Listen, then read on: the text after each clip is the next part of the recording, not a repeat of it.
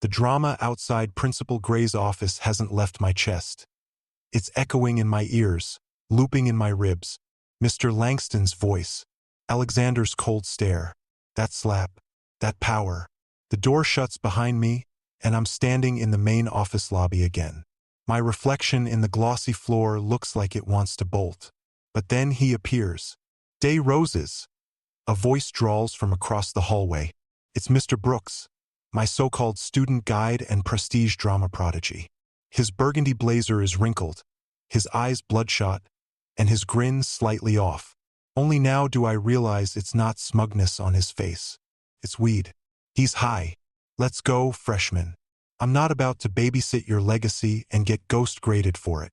He spins on his heel and leads the way. "You need to keep a low profile," he mumbles, slurring slightly. "You're part of a legacy here. Students like you don't just show up. Families like yours donate millions for world tours, private suites, flying teachers in from France." I stay quiet. My dad barely scraped together tuition. We round the corner, and the tension rises again. A tall girl walks out of the hallway, a stunning, long-legged dancer with coiled hair and an aura like a cracked halo. I recognize her now. Earlier, during the hallway chaos, I saw her photo on a huge crimson poster. Savannah Knox, Apex dancer, 4-time gold performer, lead soloist.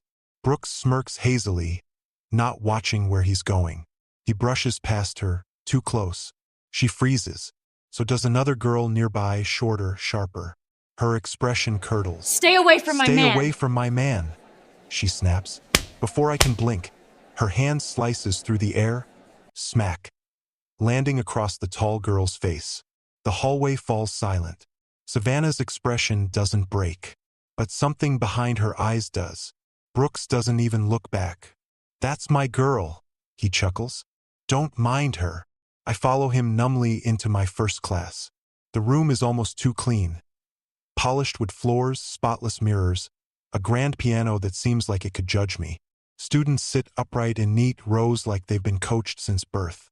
Before I can sit, a voice snaps, "Wolf, isn't it?" Ms. Davenport, the vocal instructor, is already staring me down. Her tight bun and gray skirt suit don't match the musical posters behind her. "Let's hear what you've got." I move to the front, my legs heavy. The piano light glints like interrogation lamps.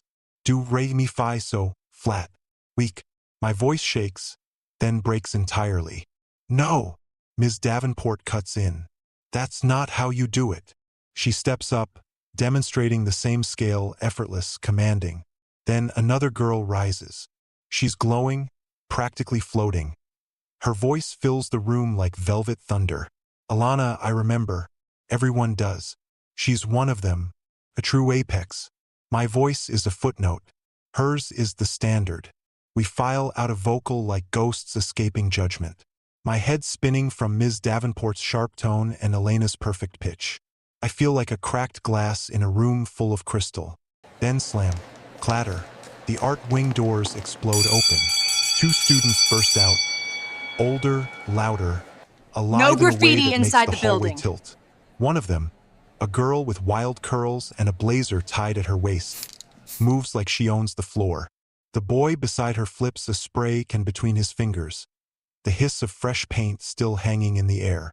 Behind them, a teacher shouts, "Lexi Delgado, Jack Santiago." No graffiti inside the building. I freeze. Those names stick. Lexi tosses a casual salute over her shoulder. Jax doesn't even flinch, just grins, headphones around his neck, eyes unreadable.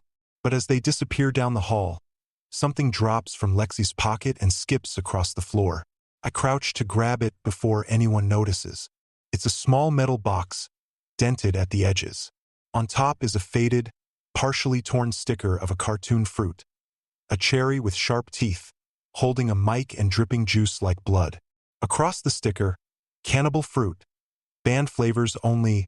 I flip it over. No label, no lock, just heavy. Brooks glances back, oblivious.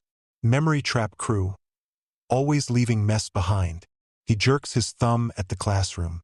"Let's go. Welcome to art." I pocket the box without thinking. The room is full of light and vibrant paint. Students already know their style. Their canvases breathe. Mrs. Delaney, silver curls and sharp eyes, walks between easels like she's curating a gallery instead of teaching one. She doesn't speak much, just nods, tilts her head, or hums in approval.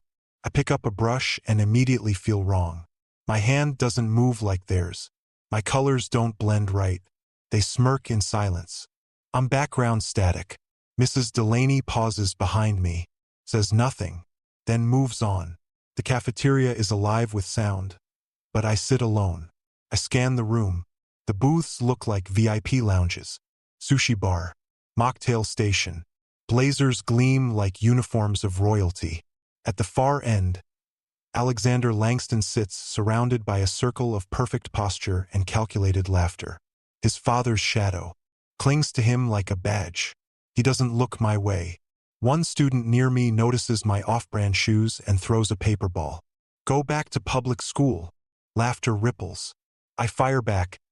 If your mom had to try as hard as you do to look perfect, she'd still fail. Just like you. Laughter stops. Faces turn. They don't mess with me after that. History, math, science. My brain's on low battery. None of it lands. I keep seeing Savannah's face, Elena's voice, the hallway, the poster, the slap, the pressure. Brooks appears again, still dazed and still in charge of me. Come on, he grumbles. You've stirred enough. He stops at the marble-floored restroom before English. I step in. The mirror catches me. My prestige badge looks like a joke. I fix my collar. Try to believe. Behind me, a hand grabs my jacket. I got a freshman in my hand, someone shouts. I twist and shove him off instinct. It's a senior, muscular, polished, laughing. Chill, he chuckles. Just playing. Then his tone shifts. Eyes twitch. I know what happened last year, can't. Trayvon knocks. His voice dies under the bell. He stares at me with something between fear and warning. I don't wait. The hallway hums as students shuffle in. I'm trailing behind, still chewing on everything that's happened. The slap, the chants, the faces, the silence. Just as I reach the door, I hear Ms. Kingston's voice, low and clipped, behind it. She's on the phone, I think with Principal Gray. If it happens again, I'll file the observation report myself. Pause. No, you didn't see his eyes. He's spiraling. Another pause. I told you I can manage it. But if he loops in my room, the door opens. She sees me, all warmth. Come in, Mr. Day Roses. I step inside. The room smells like incense and fresh paper. This bright, unnaturally bright, like the kind of light that exposes rather than welcomes.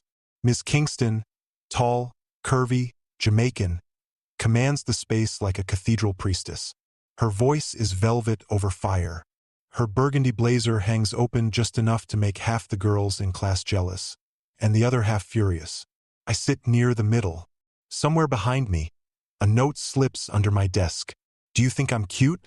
Tessa Briggs. I glance back. Tessa doesn't look at me. Not directly. She's biting her pen like it said something offensive. Her expression is all bored genius and don't get attached. You don't gotta answer, she says, her accent soft and Italian, clipped but syrupy. But I'd say yes soon, before I change my mind, before I can even blink. Mr. Day Roses. Ms. Kingston calls. I am your homeroom teacher. Stand and introduce yourself. I stand. Eyes flip toward me like stage lights. Did y'all forget what happened last year? Someone mutters. Miss Kingston doesn't raise her voice. She lowers it. Silence. It lands like a gavel.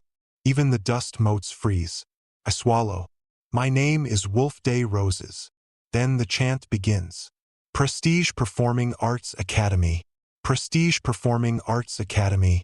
Prestige Performing Arts Academy. Voices. Perfect unison. Unnatural. Their mouths move, but they don't blink. Their burgundy uniforms ripple into the walls. Their teeth shine too white. Their faces stretch. The lights flicker like a camera flash in a dark theater. One spotlight hovers above me, frozen, buzzing. Prestige Performing Arts Academy. Again, again. My heart pounds. I try to speak, but my voice is gone. Then, a sharp whisper, like a tack under my seat. Hey, stop staring. They'll think you're looping. I jerk slightly. Tessa Briggs. She's dead serious now. No smirk, no flirt, just eyes sharp as razors. Don't let it catch you, she says. If you see too much, it remembers. Bam.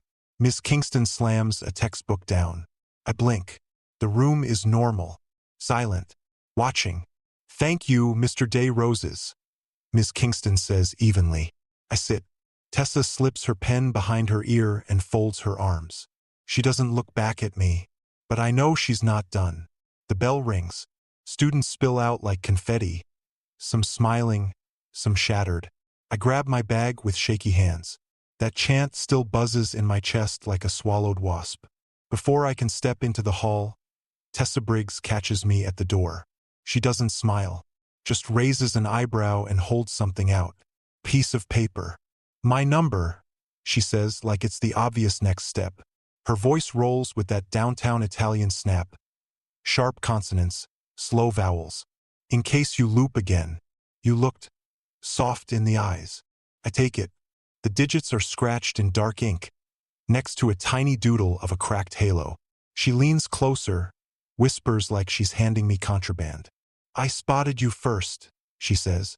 So if you turn ghost, I'm the one who gets to haunt you. And with that, she turns and disappears into the blur of burgundy uniforms. I just stand there, note in hand, heart still glitching, unsure if I just got flirted with or warned. Maybe both. The day ends. I step outside. Prestige glows gold in the sun, like it's forgiving me, like it's lying. I sit on a stone bench. Kids laugh around me like they didn't just crawl through hell. Two upperclassmen talk near the fountain. If I don't get lead in this year's drama play, my parents will disown me. One whispers, I haven't slept. The other says, if I fail orchestra tryouts, I'm done. They smile in public, but their eyes scream. Prestige doesn't teach art. It eats it. It eats you. Finally, my dad pulls up in that luxury coupe, the same one I used to draw on napkins as a kid. Not a black sedan, a two-door dream in motion. Sleek, chrome glint, burgundy leather seats. He waves like he just picked me up from Disney World. I get in. The building shrinks in the rearview mirror, but the pressure doesn't leave. The Cannibal Fruit box is still in my pocket. Heavy, unopened. Tomorrow I go back, whether I'm ready or not.